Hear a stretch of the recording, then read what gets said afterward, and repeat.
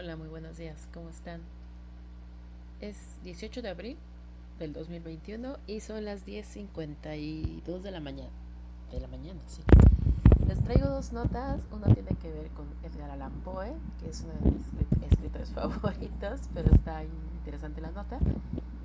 Y bueno, otro tiene que ver con edificios que se inspiraron, o sea, más bien propiedades o edificios, como quieran llamarle, que se inspiraron en obras literarias. Vamos a empezar primero con el de Edgar Allan Poe. Para todos aquellos que escriben, ¿no? Vuelvo al punto, yo no escribo, así que bendito Dios, no hay quien me critique, ¿no? Pero para todos los que escriben, yo les pregunto, ¿les habría gustado que Edgar Allan Poe criticara su novela? Este autor de Baltimore practicó la crítica durante años y era de todo, menos constructivo y amable. Espero que con esta nota no dejen de leerlo, porque él era un maravilloso escritor. El estatus de Edgar Allan Poe como uno de los más grandes autores de la literatura estadounidense está fuera de toda discusión. El maestro del horror escribió algunos de los más impactantes relatos del siglo XIX y se le atribuye la creación, tal y como la conocemos hoy en día, de la novela de detectives. Su poesía tampoco se queda atrás, y tanto El Cuervo como Annabel Lee son dos clásicos atemporales. Pero además de este trabajo literario, Poe tuvo que trabajar escribiendo para muchas revistas y diarios prácticamente desconocidos, ya que sus cuentos y novelas apenas le daban para poder sobrevivir.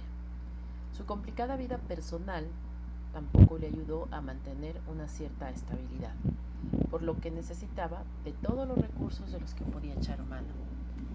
En estas revistas, Poe se dedicó en muchas ocasiones a la crítica literaria. De hecho, tiene cientos de críticas que llenan páginas y páginas hoy olvidadas, excepto por los grandes estudiosos de su obra en el archivo que recoge todo su trabajo. En ocasiones dejó buenas reseñas de autores a los que admiraba, como Charles Dickens o Nathaniel Hawthorne, pero la mayor parte de sus críticas eran temibles. Sí, Poe criticaba como si siempre tuviera un mal día, lo cual quizá no se alejaba mucho de la verdad. Sus palabras parecían cargadas siempre con un punto de acidez y de malas intenciones. Por ejemplo, sobre la novela de Theodore S. Fay, Norman Leslie, de 1835, escribió: Indigna de un escolar. Un año después, sobre la novela de Maurice Madsen, Paul Ulrich comentó: Cuando dijimos que Norman Leslie era la novela más tonta del mundo, estaba claro que nunca habíamos leído Paul Ulrich. ¡Wow! O sea, sí era un poquito terrible. Esto no le ganó muchos favores. En un mundo tan pequeño como el de la narrativa en Nueva Inglaterra, sus ásperas palabras le costaron un mundo. Theodore Fay acabó siendo editor de New York Mirror, diario al que más tarde Poe rogaría por un trabajo. 3 años antes, Poe llamó al editor del Boston Miscellany como un insufrible y aburrido escritor. Seguramente esto le pesó en el alma cuando acabó por mandarle El corazón delator, cuento que fue rechazado sin miramientos. Sobre la muerte de Poe, el crítico Rufus Griswold escribió en el New York Times que tenía pocos o ningún amigo y que pocos llorarían su desaparición. Quizá esto fue un acto de fría venganza por parte de Griswold, al que Poe había llamado lameculos y condenado al olvido. El caso es que Poe no era el único gran autor en hacer críticas poco favorables, pero, al contrario de Mark Twain, por ejemplo, sus palabras carecían de cierto carisma. Sus críticas eran hirientes y sin el más mínimo atisbo de gracia o redención. De hecho, al final de sus días, el propio Poe habló de sus propias críticas en el ensayo Inacabado, un crítico criticado. En él decía que sus palabras eran extremadamente amargas, capciosas, buscando el error e innecesariamente severas. Bueno, otro pedacito más que sabemos de Edgar Allan Poe. Pues sí, lamentablemente no. Su vida en primera nunca fue fácil, pero además, pues sí, en efecto, yo creo que este tipo de actitudes pues no benefician a nadie, ¿no? Menos a una persona que tenía este talento para escribir. Pero bueno, pues no sé hasta qué punto puede uno ser tan honesto o debe de respetar ciertas normas sociales para poder sobrevivir en ciertas situaciones, ¿no? Esta fue la primera nota y la segunda nota tiene que ver con 9 edificios que se inspiraron en obras literarias. Así es, la literatura ha sido una fuente de inspiración para otras disciplinas artísticas como la arquitectura. Te descubrimos hoy 9 edificios cuya construcción se ha inspirado en grandes obras o autores y se los voy a estar mostrando poquito a poquito. Nada más que Wonder House. Ok. La literatura es fuente de inspiración para las diferentes ramas del arte. Todos podemos recordar grandes películas basadas en libros o discos y canciones que también lo han hecho. Los ejemplos pues son innumerables. La arquitectura, otra de las grandes artes, no podía ser menos y cuenta con muchos casos de construcciones cuyos arquitectos se inspiraron en obras y autores para darles forma. Aquí les voy a mostrar 9 de estos edificios recopilados por Habitismo, así se llama, en los que la literatura, ya sea por la propia forma del edificio o por su temática, ha sido clave de su construcción. Y bueno, el primer edificio es Wonderland House, que es el Hotel de Alicia en el País de las Maravillas. La obra de Lewis Carroll cobra vida en el paseo marítimo de Brighton, en el turístico sur de Inglaterra. En Wonderland House, cada rincón nos transporta inmediatamente a las lisérgicas aventuras de Alicia. Cuenta con 6 habitaciones temáticas, donde nos encontraremos con la representación de objetos y personajes presentes en el libro.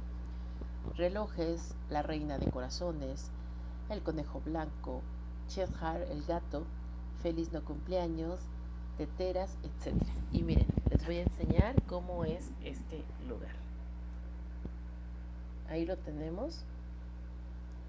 Por lo que ven, pues sí, muy cercano a lo que realmente pues leemos y sobre todo vemos en el cine, ¿no?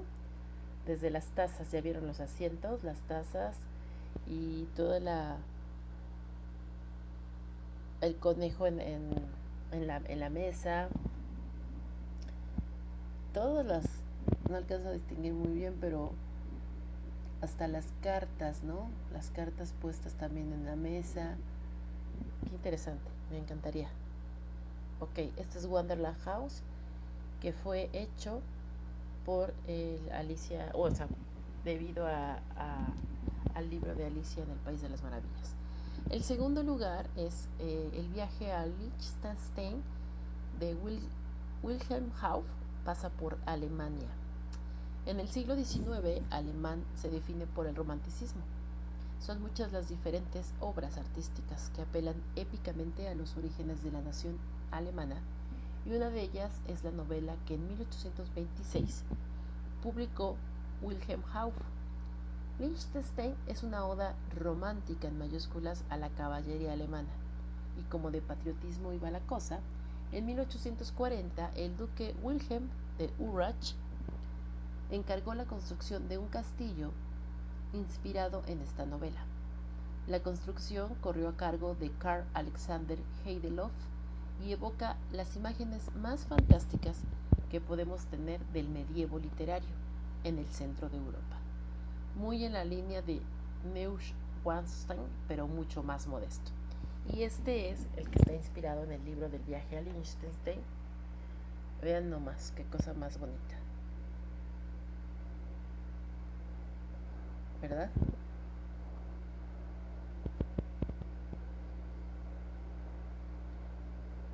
Bueno, para los fanáticos de las obras literarias pueden empezar a anotar algunos lugares para visitar. El tercer edificio corresponde a Little Hall o Comer con Roald Dahl. El autor inglés de libros como Charlie y la fábrica de chocolate, Boy o Matilda, ha inspirado a la construcción de Little Hall, que es como llaman al comedor escolar de un jardín de infancia en la localidad de Prescott. Su construcción está basada en el pueblo bajo tierra que describe en la novela Fantástico Señor Fox y levantado por una firma de arquitectura de Londres. Reproduce la ambientación alegre y lúdica de la novela, jugando con los materiales, las formas y los colores. Les voy a enseñar cuál es. Este es Little Hall. Imagínense, los niños del jardín han de estar emocionadísimos ahí. Sobre todo porque, bueno, Roald Dahl es un escritor que tiene mucho tipo de libros, pero sobre todo tiene mucha literatura infantil, ¿no? Ok. El siguiente es, tiene que ver con Dormir en Crimen y Castigo. La novela de Dostoyevsky es la protagonista del Hotel Radisson, Sonia, de San Petersburgo. En la ciudad imperial rusa encontramos este establecimiento hotelero construido con encanto bohemio y motivos literarios. Son 173 habitaciones en total las que encontraremos, y todas ellas decoradas con mobiliario de estilo napoleónico y con referencias constantes a la novela. Aquí no tengo la imagen, se les barrió. Pero bueno, el que quiera buscarlo es el Hotel Radisson Sonia de San Petersburgo, relacionado con la novela de Crimen y Castigo. Para todos aquellos que han leído esa novela, pues ya verán las cosas afines. El siguiente edificio es relacionado volvemos con El Castillo, la novela El Castillo de Kafka, hecho por Ricardo Bofill. Este autor checo, Kafka, ha inspirado al célebre arquitecto catalán Ricardo Bofill. En Sant-Pere-de-Ribes, muy cerca de Barcelona, se levanta un enorme complejo arquitectónico concebido a partir de la novela El Castillo, del escritor checo. Se construyó en 1968 y representa el concepto de la arquitectura presente en este libro. Y por supuesto que sí, vean nada más, está horrible. Pero es que la novela tienen que leerla para que sepan, porque vean, esto fue lo que el catalán Ricardo Bofill construyó con la influencia del libro del Castillo de Kafka. Esto se encuentra muy cerca de Barcelona, dicen, ¿no? Está bastante tétrico. O sea, como que para quedarse ahí. Muchas gracias por su colaboración. Bueno, el siguiente tiene que ver con Marco Polo, de las ciudades de Marco Polo. Italo Calvino escribió Las ciudades invisibles, en el que Marco Polo y Kublai Khan charlan sobre los viajes de uno y las ciudades que el otro conoce, a través de algunos relatos. El Hotel 971 Menorca cuenta con 6 habitaciones inspiradas en otras tantas ciudades que aparecen en el libro. En concreto, Berenice, Octavia, Leonia, Zobeida, Pirseba y Tecla. Lo encontramos como nos avanza su propio como nos va avanzando el propio nombre, en Menorca, y está construido por el arquitecto Fernando Pons Vidal, con interiores a cargo de Shaira Fabián. Este edificio tampoco lo tengo aquí. El que quiera buscarlo, bueno, se lo recuerdo, es el Hotel 971 Menorca, ¿ok? Inspirado en Las ciudades invisibles de Italo Calvino, ¿ok? Bueno, el séptimo es Vivir en el esqueleto de una ballena es posible en Massachusetts. Ya sabrán de quién se trata, ¿verdad? En Moby Dick, su autor, Herman Melville, describe la casa de una tribu india que está construida con el esqueleto de una ballena.